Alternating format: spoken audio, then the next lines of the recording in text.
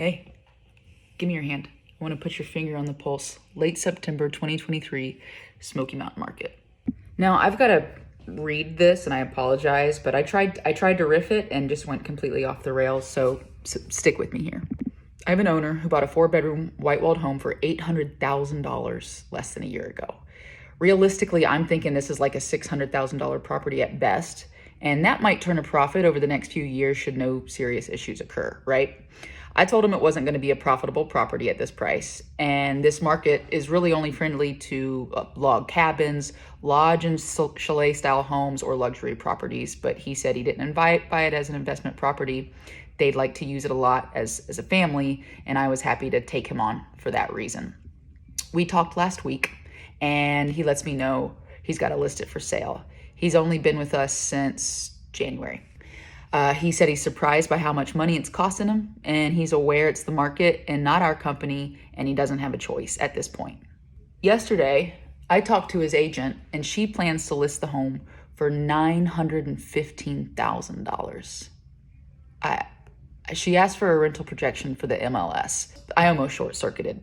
I told her he's listing it because it's in the red at $800,000, and it's only going to be worse at $915,000. I send her our limited historical data. I send her a realistic projection from Key Data, and I explained to her just how unprofitable this property really is. I even sent her a recent Skift article regarding how consequential these listing prices are for VR markets. As expected, she said she doesn't have a choice. She's got to help her owners avoid a loss. Fair. Here's some of the property data to kind of put things into perspective.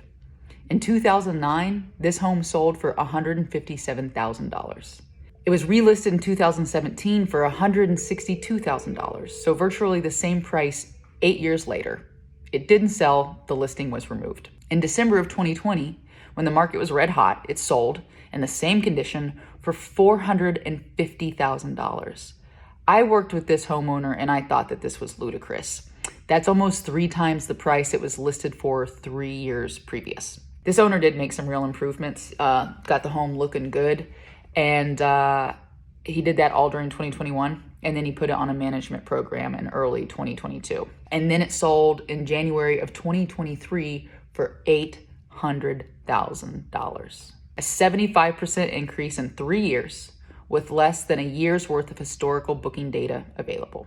And now, today, with less than 2 accumulated years of booking data, and horrible data at that, since residential homes don't really convert here, it's listed for $915,000 with no data to support a listing price like that. Floored.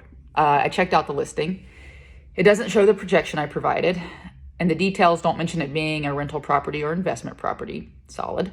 It simply just describes the details of the home, like countertops and the HVAC. But residential homes, they're not being listed and sold for these prices because nobody local can afford that. Earlier, I mentioned that I thought this was a $600,000 property at best, at present. And that was my guess from 12 years of experience. That's like off the top of my head. But when I looked into it, I wasn't far off. The median home value for that street and area is $582,000.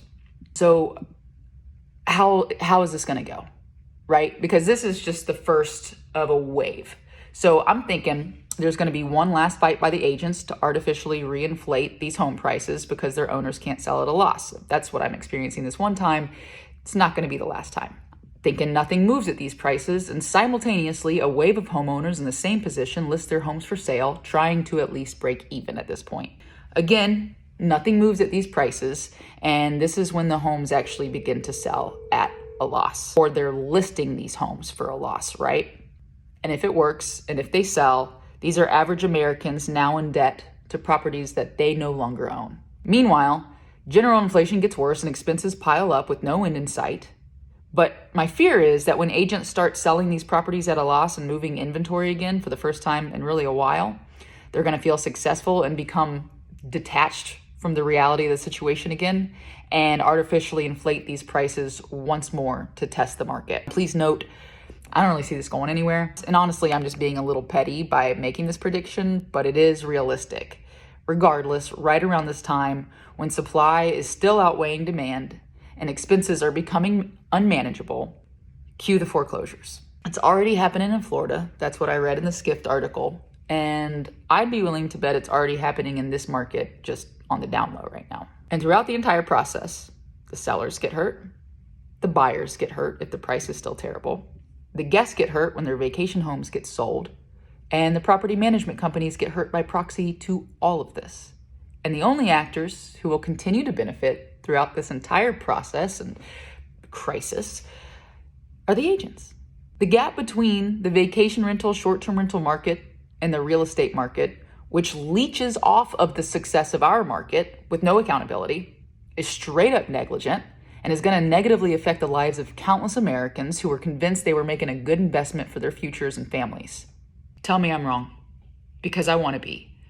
I'm serious. I want to be wrong about all of this. And if you feel that I am, please comfort me. But I don't see any other reality.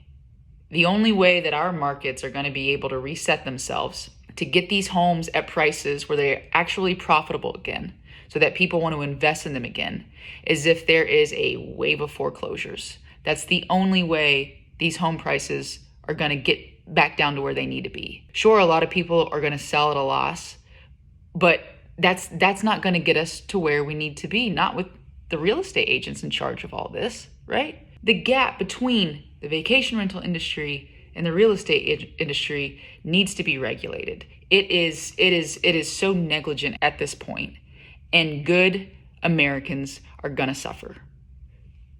Change my mind.